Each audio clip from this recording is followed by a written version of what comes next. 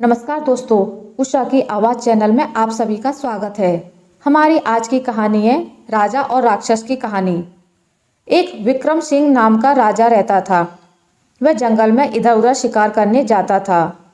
विक्रम सिंह के पिता ने उससे कहा था कि बेटा, तुम 3 दिशाओं में शिकार करने जा सकते हो, लेकिन चौथी दिशा में मत जाना। उस दिशा में राक्षसों का मुखिया, जिसका नाम धुलधुल है, वो उस दिशा के जंगलों में रहता है। एक दिन विक्रम सिंह ने सोचा कि 3 दिशाओं में तो जाकर देख लिया, अब एक ही दिशा बची है, जिसके लिए पिताजी ने मना किया था। विक्रम सिंह सोचने लगा कि पिताजी ने मुझे इस दिशा में जाने से क्यों रोका है। इसमें कोई तो राज है। वह उस दिशा में जाकर पता लगाना चाहता था। उसने थोड़ी देर सोचा और उस दिशा में जाने की योजना बनाई, जिसमें उसके पिता ने जाने को मना किया था। अब वह उस दिशा की तरफ चल दिया। धुलधुल राक्षस, जो कि विक्रम सिंह का बहुत समय से इंतजार कर रहा था, उसको अपनी तरफ आता देख बहुत खुश हुआ। धुलधुल ने हिरन का रूप धारण कर लिया और विक्रम सिंह राजा के सामने आ गया। धुलधुल विक्रम को अपना दोस्त बनाना चाहता था। धुलधुल हिरन बनकर विक्रम सिंह के सामने आया तो विक्रम सिंह ने हिरन की सवारी करने की सोची। वह उस हिरन के ऊपर बैठ गया। वह हिरन उसको वहां पर ले गया जहां पर बहुत सारे राक्षस रहते थे। तब उसने सोचा कि पिताजी ने सही कहा था और यह कोई हिरन नहीं है, ये तो एक राक्षस है जो मुझे इन राक्षसों के पास ले आया है। अब वहाँ पर जो राक्षस थे, उन्होंने विक्रम को चारों ओर से घेर लिया और उसे खाने के लिए चक्कर लगाने लगे कि कब धुलधुल इसे छोड़कर जाए और हम इसको मार डालें।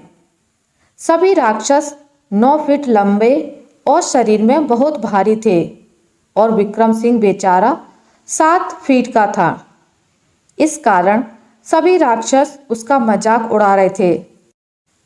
धुलधुल ने जब देखा कि विक्रम सिंह की जान खतरे में है, तो उसने राक्षसों से कहा कि अगर तुमने इससे कुछ कहा या इसको मारने की कोशिश की तो मुझसे बुरा कोई नहीं होगा। मैं इससे मित्रता करने के लिए बहुत दिनों से इसकी तलाश कर रहा था, लेकिन यह मुझे आज मिला है। अब मैंने इसको अपना मित्र बना लिया है और तुम इसको डरा रहे हो। विक्रम सिंह को आश्चर्य हुआ कि यह मुझे अपना मित्र क्यों बनाना चाहता है। विक्रम सिंह ने अपने मन में कहा, खैर छोड़ो, कम से कम जान तो बची। विक्रम सिंह ने कहा, मैंने भी धुलधुल को अपना मित्र मान लिया है। एक दिन धुलधुल के भाई की लड़की की शादी थी। वह दूसरे स्थान पर रहता था।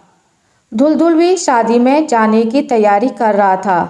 तभी वहां पर विक्रम सिंह आ गया और कहने लगा कि मुझे भी आपके साथ शादी में जाना है। धुलधुल ने कहा कि नहीं, तुम वहां पर नहीं जा सकते, क्योंकि तुम्हें वहां पर खतरा हो सकता है। विक्रम सिंह ने कहा कि लेकिन मुझे यहाँ भी खतरा ही है। धुलधुल ने कहा, नहीं, यहाँ तुमसे कोई कुछ भी नहीं कह सकता। मैं तुम्हें अपने सिर का एक बाल देता हूँ। जब भी तुम पर कोई भी परेशानी आए तो इस बाल को आग के सामने कर देना। मैं तुरंत आपके पास आ जाऊँगा। धुलधुल शादी में चला गया और विक्रम सिंह बाग में इधर उधर घूमने लगा। घूमते घूमते वह किसी रानी परी के पास जा पहुंचा। विक्रम सिंह भी बहुत सुंदर लड़का था और रानी परी भी बहुत सुंदर थी। वह धुलधुल की लड़की थी। विक्रम सिंह और रानी परी ने एक दूसरे को पसंद कर लिया और विवाह की सोची। लेकिन रानी परी ने विक्रम सिंह से कहा कि धुलधुल से तुम मुझे मांगने से पहले उससे वचन ले लेना नहीं तो वह हमारे विवाह के लिए कभी राजी नहीं होंगे। अगर तुमने सीधे ही मुझे मांगा तो वह हम दोनों को मार डालेंगे। विक्रम सिंह ने कहा, ठीक है, मैं ऐसा ही करूँगा। विक्रम सिंह ने कुछ देर सोचा और उसके दिमाग में एक विचार आया। उसने अपने आप को गंदी कीचड़ में कर लिया और कीचड़ में लोट-पोट मारने लगा। पूरा कीचड़ में होने के बाद उसको धुलधुल ने जो बाल दिया था उसको सूर्य की रोशनी की तरफ कर दिया। धुलधुल शादी में भोजन परोस रहा था। उसको पता चल गया कि विक्रम सिंह परेशानी में है। वह भोजन के थाल को हाथ में लिए हुए विक्रम सिंह के पास आ पहुंचा। विक्रम सिंह की हालत देखकर धुलधुल ने पूछा कि तुम्हारा यह हाल किसने किया है? विक्रम सिंह ने कहा कि पहले तुम वचन दो कि तुम मुझे मारोगे नहीं। धुलधुल ने कहा कि मैं वचन देता हूँ, अब बताओ कि तुम्हारा यह हाल किसने किया है? विक्रम सिंह ने कहा कि मेरा ये हाल किसी ने भी नहीं बिगाड़ा है, बल्कि मुझे रानी परी से विवाह करने के लिए ये नाटक करना पड़ा। मुझे रानी परी चाहिए। धुलधुल को विक्रम और रानी परी पर बहुत क्रोध आ रहा था, लेकिन वह अपने वचन को भी नहीं तोड़ सकता था। इसलिए उसने रानी परी को विक्रम सिंह को सौंप दिया और दोनों का विवाह करा दिया।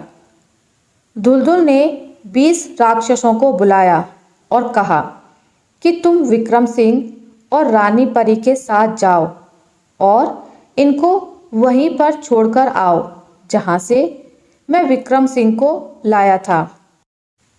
अब विक्रम सिंह रानी परी और राक्षसों के साथ अपने राजमहल में जा पहुंचा, लेकिन उसने वहां पर देखा कि कोई और राजा गद्दी पर बैठा हुआ है।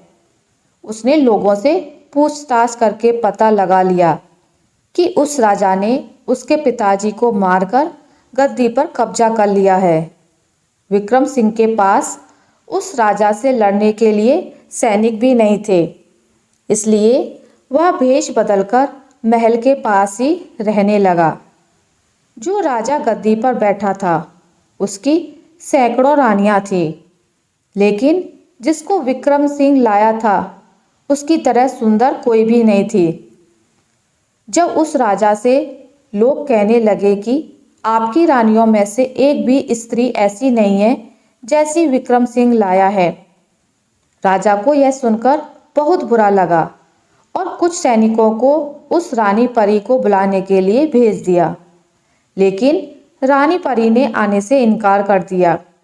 जब वह नहीं आई तो राजा स्वयं उसके पास गया और बोला, मैंने तुमको बुलावा भेजा, लेकिन तुम क्यों नहीं आई और तुम्हें यहाँ पर कौन लाया है? रानी परी ने कहा कि मुझे यहाँ पर विक्रम सिंह लाया है, जो इस महल का राजा है। तुमने उसके महल पर कब्जा कर लिया है। अब सभी लोगों को पता चल गया कि हमारा पहला राजा विक्रम सिंह आ गया है। विक्रम सिंह की माँ भी अपने बेटे को देखने के लिए तड़प उठी। उसने लोगों से कहा कि मुझे मेरे बेटे के पास पहुंचा दो।